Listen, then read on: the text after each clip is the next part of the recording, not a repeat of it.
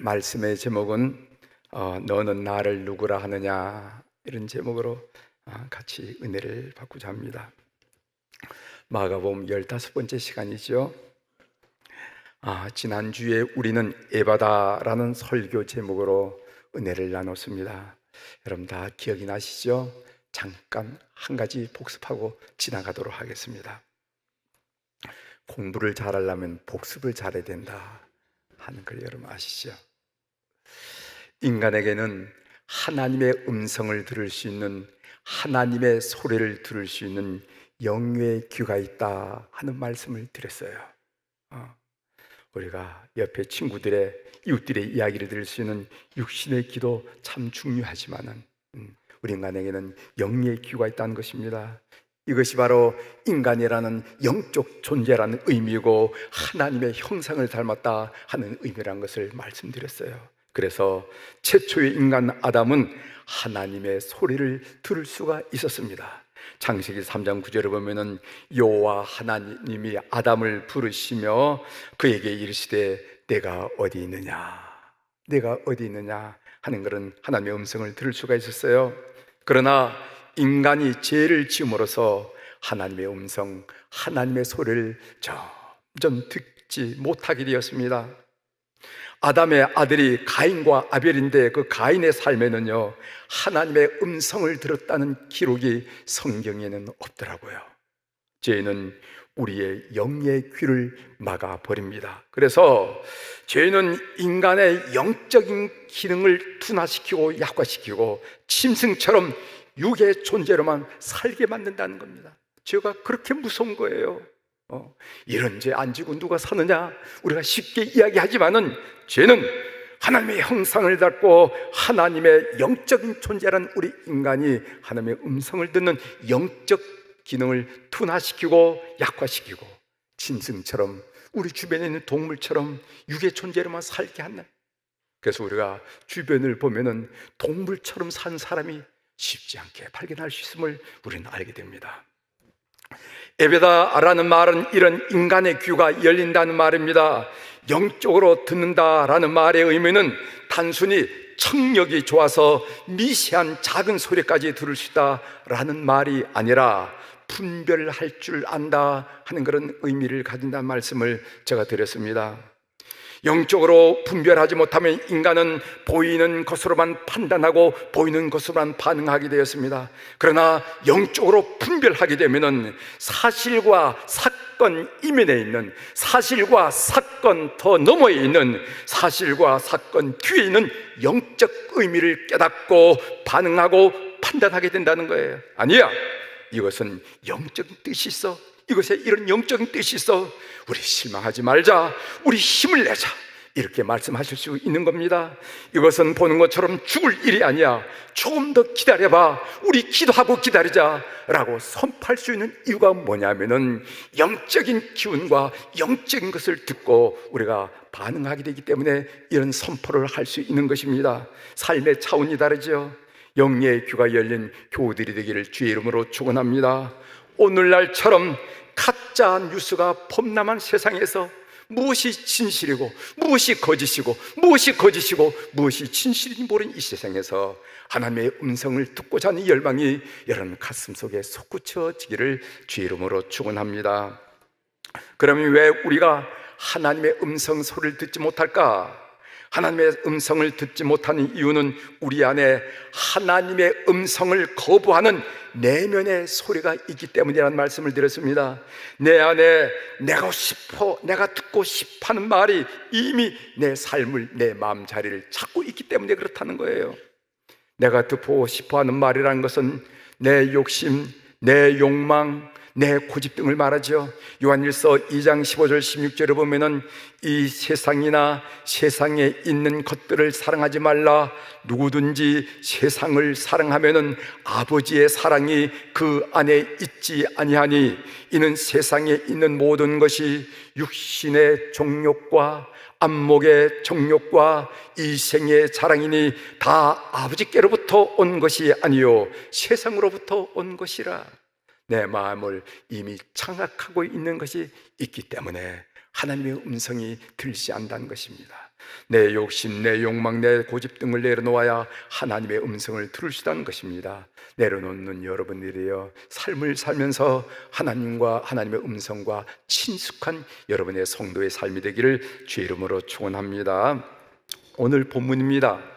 본문에서 가장 중요한 단어는 예수가 누구신가? 라는 질문과 나를 따르라 하는 그런 명령이라고 판단이 됩니다. 주의 길을 따른 자들, 우리가 성도 그리스도인이라 하는 말은 무슨 말입니까? 그리스도를 따르겠습니다.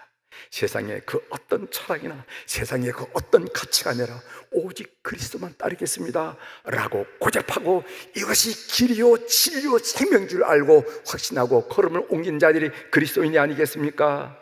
그리스도인들은 이 질문과 명령을 외면할 수가 없습니다. 이 질문에 대한 대답과 더불어 명령에 대한 헌신과 순종이 있어야 그를 비로소 그리스도인이라 라고 말할 수가 있을 것입니다. 좀 본문을 구체적으로 살펴보겠습니다. 여러분 한 구절 한 구절 따라오시면서 말씀을 한번 경청해 보시길 바랍니다. 27절입니다. 예수와 제자들이 빌립보 가이사라에서 여러 마을로 나가실새 길에서 제자들에게 물어 이르시되 사람들이 나를 누구라 하고 하느냐. 여기 보면 빌립보 가이사라라 하는 지명이 나옵니다. 마침내 예수님과 제자들은 가이사라 빌립보에 이르렀습니다. 갈릴리 호수에서 북쪽으로 약 40km 떨어진 곳, 한 100리 떨어진 헬몬산 기슭에 있는 가이사라 빌립보는 비유대 지역으로 역사적으로 이방 종교의 중심지 역할을 한 곳입니다. 오늘날 또 성지 순례를 가보면 이곳으로 안내하는 것을 경험하게 됩니다. 이곳에 바알 신전이 있고 그리고 제우스 신전과 판신전 그리고 로마 황제를 숭배하는 신전들이 그 신전들이 있거나 신전터가 있는 것을 가이드는 우리들에게 안내하는 것을 보게 됩니다. 특히 이곳은 요단강의 발원지로서 가축들과 자연의 소신으로 숭배받는 반인간, 반염소의 형체를 가진 판신의 성소로 유명합니다. 여러분들이 판신하고 검색을 해보면 여러분 하겠는데 이 판신은 어떤 형상을 가졌냐면요, 이 머리에는 그 염소뿔이 2개가 났어요. 그리고 얼굴과 윗모양은 다 사람의 모양입니다. 그리고 하체는 염소처럼 생기고 그리고 염소의 2다리가 딱 있는 것을 보게 되는데 이 신이 바로 판신이라 하는 그런 신이에요.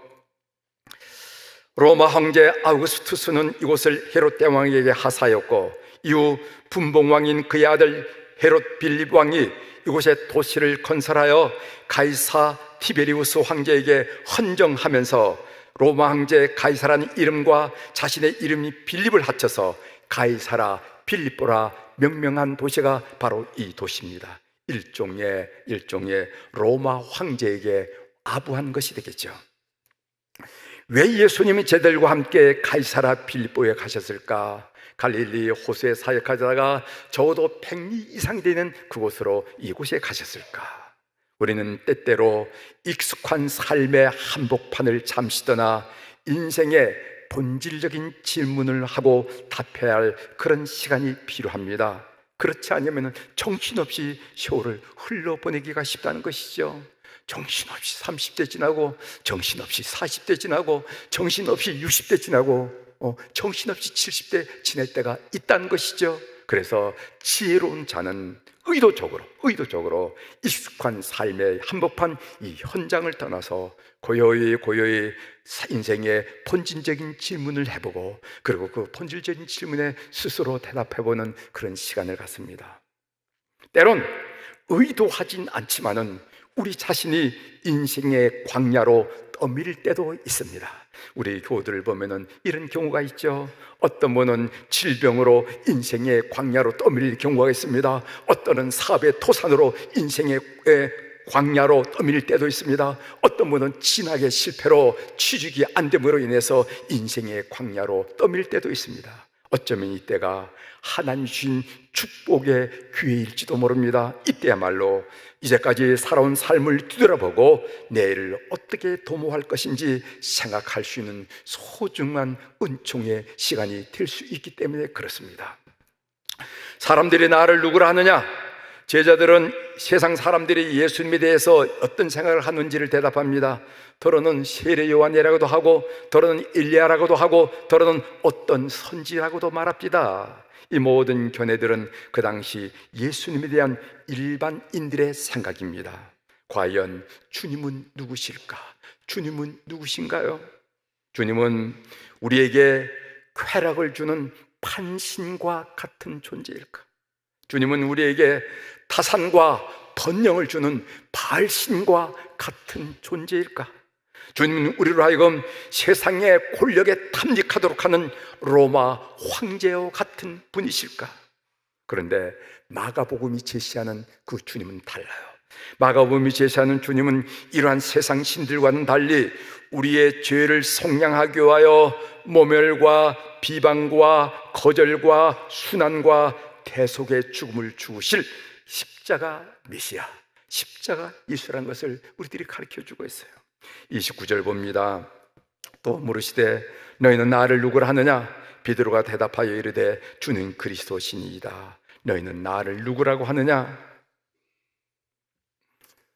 세상 사람들이 예수님을 어떻게 말하는지 듣고 예수님이 제자들 바라보면서 너희는 나를 누구라 하느냐? 이렇게 물으셨어요.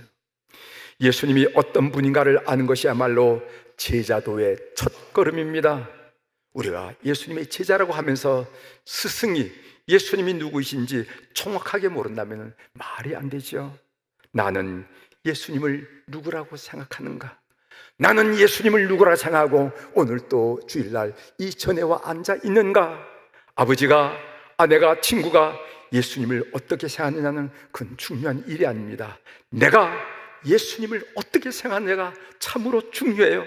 신앙 고백이라는 것은 다수의 견해를 따르는 동의한 것이 아니라 철저히 개인적으로 고백되어야 하는 것이 신앙 고백입니다.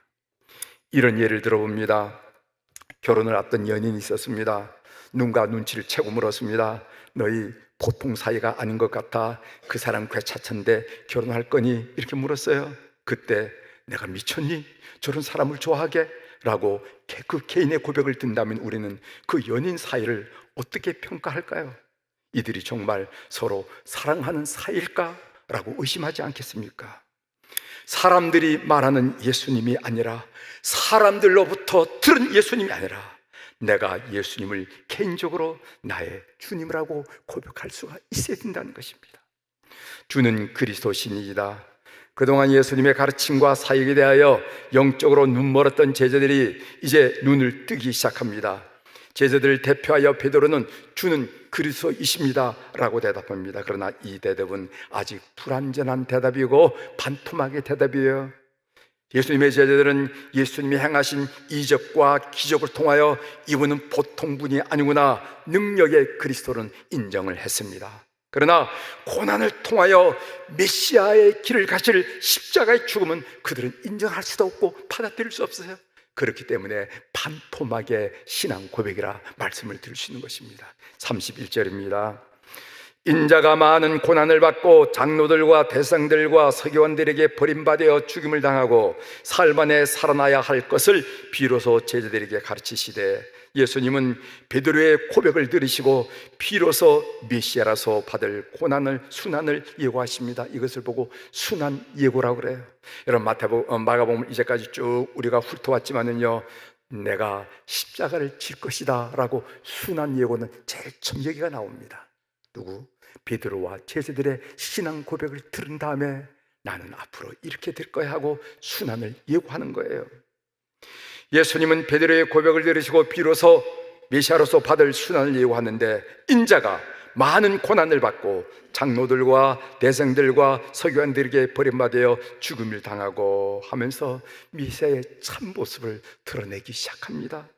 메시아의 길은 전통적인 유대인들이 대망하는 그런 정치적이고 군사적인 메시아의 길이 아닌 순환의 길이었다는 거예요.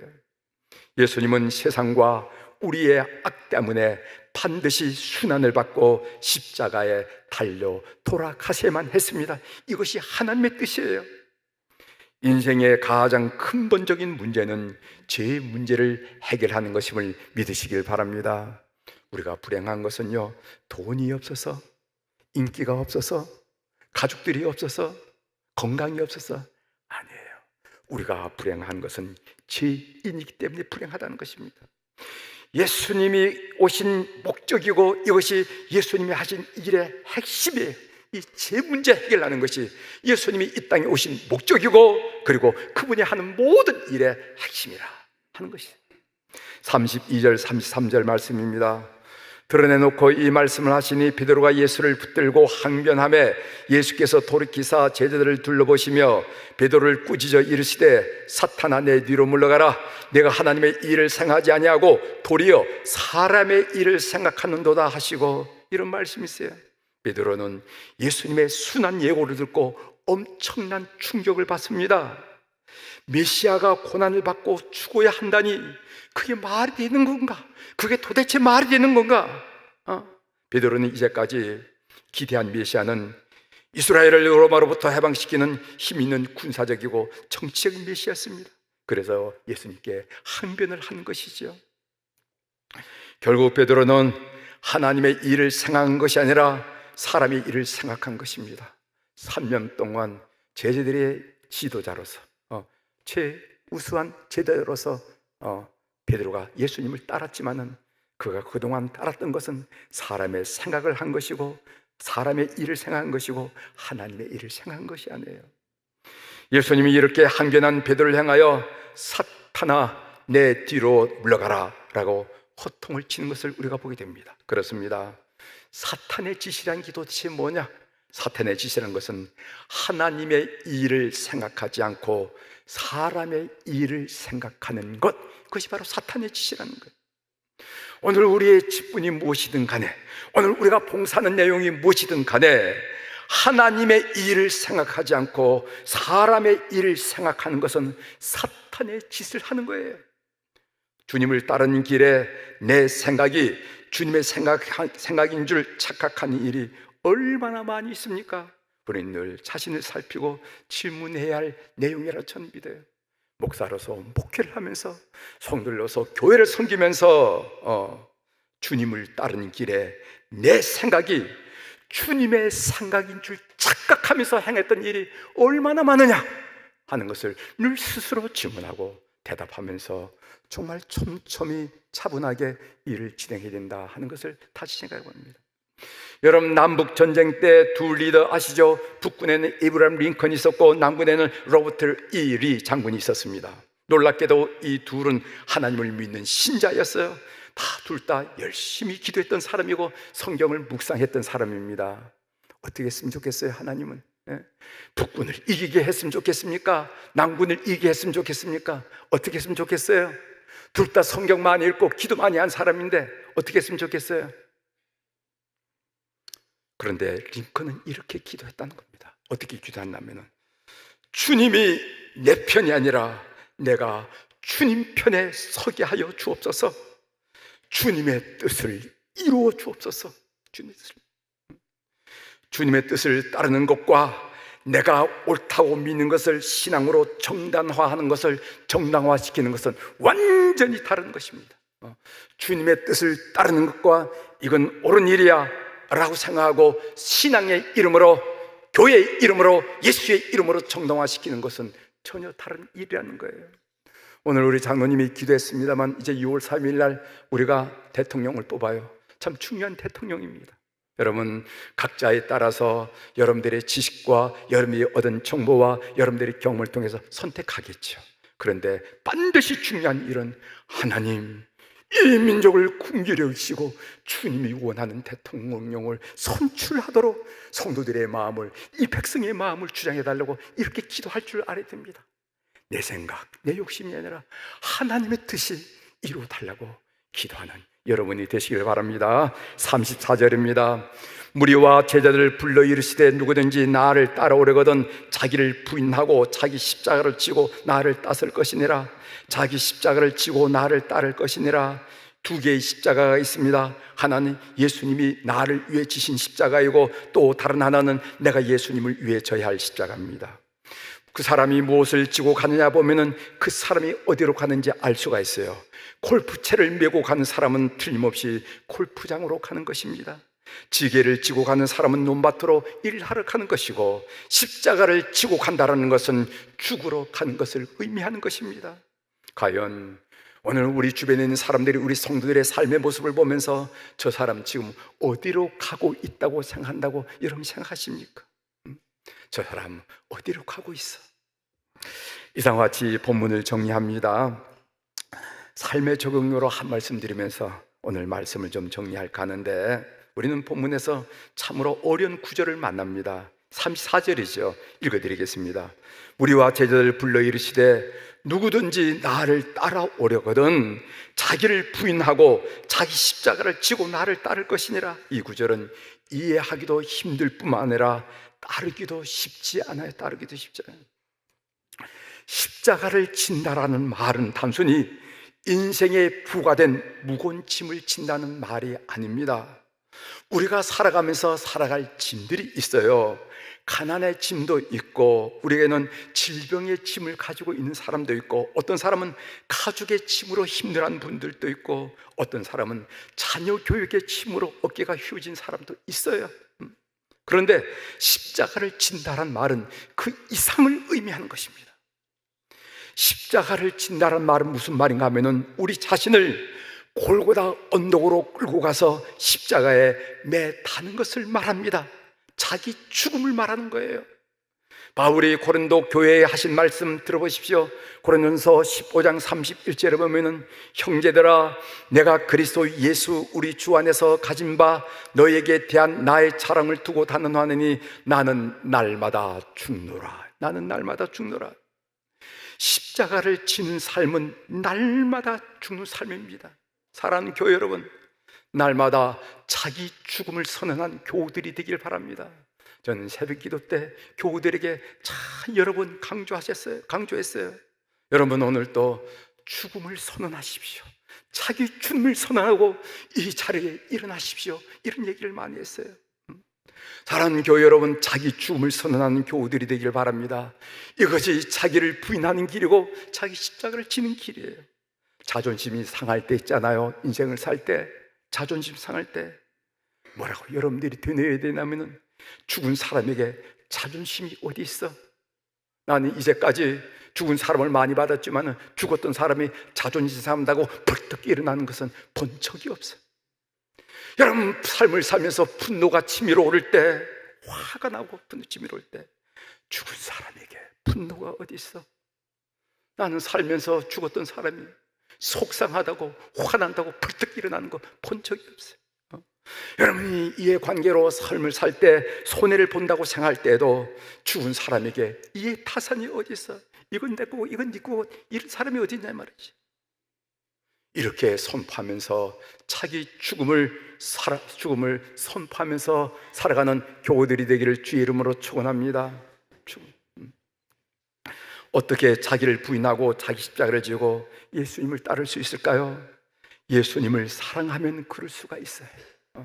예수님을 사랑하면 그럴 수가 있습니다. 실제로 예수님을 너무나 사랑하여 자기 십자가를 지고 예수님을 따른 사람들이 우리 주변에 많이 있습니다. 우리가 관심을 가지고 주변을 둘러보지 않아서 그렇지, 이런 관점에서 한번 쭉 둘러보면은요, 이런 사람이 적지 않게 있음을 우리는 알게 됩니다. 우리 교회도 적지 않은 교우들이 자기 십자가를 지고 예수님을 따릅니다. 여러분, OM이란 선교단체 혹시 아신 분이 계실지 몰라요. 그 단체에 소속한 한 선교사가 선교 보고를 하는데, 초기 화면에, 요즘 다 컴퓨터 가지고 다니면서 보고를 하니까 초기 화면에 금발의 독일 여성의 인물 사진 뜨더라고, 초기 화면에. 그래서 물어봤습니다. 저 여자 누구냐고 물어봤어요. 저분이 누구냐 그랬더니까 그 선교 보고 하는 그 선교사가 무슨 얘기하냐면, 저분은 독일 선교사로서 예수님을 절하려고 튀르키예 동북부 크루즈 쪽에 사는 마을에 들어갔다가 무슬림으로부터 참수를 당했다고 이렇게 얘기해요.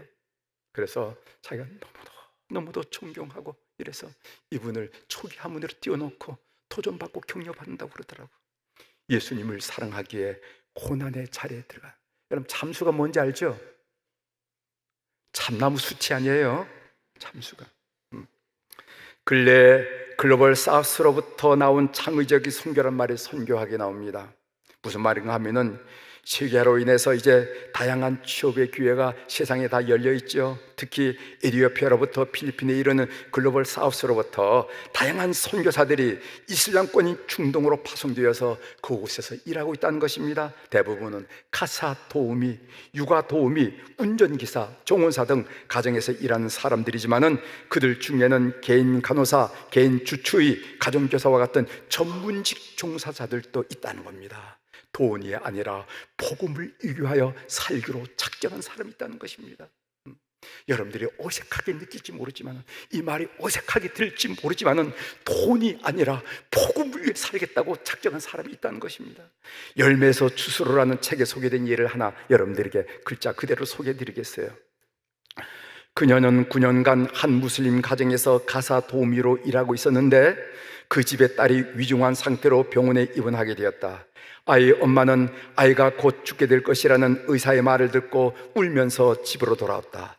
이 소식을 들은 가사 도우미는 아이의 엄마에게 걱정하지 마세요, 제 하나님께서 아이를 치유해 주실 거예요 라고 말했다. 그 후 7일 동안 그녀는 물만 마시며 금식 기도를 했고 다른 이들에게도 중보 기도를 요청했다. 매일 그녀는 아이에게 젖병을 물릴 때마다 머리에 손을 얹고 기도했다. 7일 후에 부모는 아이를 병원에 데려갔고 아이가 완치된 것을 확인했다. 이 일로 그들은 도우미의 믿음에 대해서 더 알고 있어.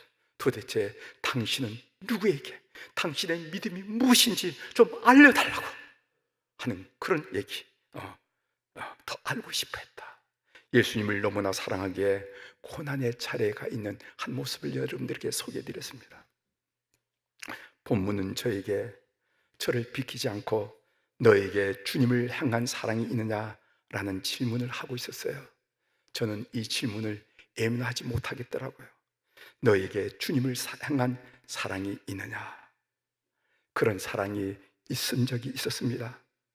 여러분, 찬송가 442장에 여러분이 잘 아는 저 장미꽃 위에 있을, 거기 보면 후렴이 이렇게 얘기하고 있어요.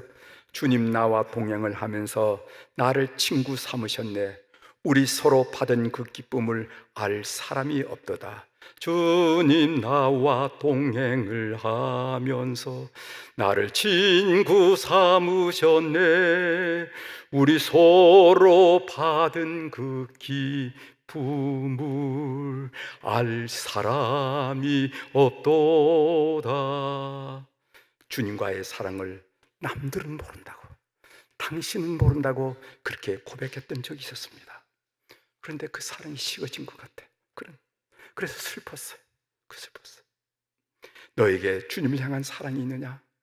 이 질문을 외면할 수가 없었는데 그 질문을 진실로 바꿔보니까 그 사랑이 식어진 저 자신을 발견하게 됐어요. 그 사랑을 회복하고 싶었어요. 사랑하는 교회 여러분, 주님과 사랑의 비밀이 있는 교우들이 되기를 주의 이름으로 축원합니다. 자기 십자가를 질 수 있는 원동력, 자기를 부인하고 자기 십자가를 질 수 있는 원동력은 명예도 아니고 돈도 아니고 인기도 아니고 아무것도 아니고 주님을 향한 사랑이 주님을 향한 사랑입니다. 여러분의 가슴에, 우리 성도들의 가슴에 주님을 향한 사랑, 주님에 대한 사랑이 불붙게 되기를 주의 이름으로 축원합니다. 그래서 여러분들의 삶이 매일매일 의미 있고 매일매일 보람 있고 매일매일 주님과 대화하는 그런 하나님의 백성들이 되기를 주의 이름으로 축원합니다. 기도하시겠습니다.